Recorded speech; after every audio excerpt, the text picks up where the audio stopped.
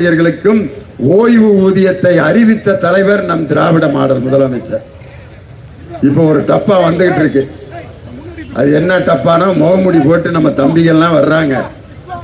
அது என்ன கொடுக்க போறாங்கன்னா, இன்றைய மத்திய அரசு நிதிநிலை அறிக்கையில் மாண்புமிகு ஒன்றிய பிரதமரும் மாண்புமிகு நிதித்துறை அமைச்சரும் தமிழகத்திற்கு கொடுத்த அல்வாவை இப்பொழுது கூடுவாஞ்சேரியில் நமது திராவிட முன்னேற்ற கழகத்தின் தொண்டர்கள் மோடியின் அல்வா என்று அவருடைய படம் போட்டு உங்கள் அனைவருக்கும் அந்த அல்வாவை கொடுப்பார்கள்.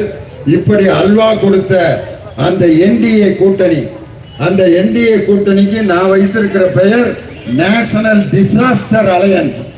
நேஷனல் டிசாஸ்டர் அலையன்ஸ்னா தேசத்தை கெடுக்க வந்த கூட்டணி.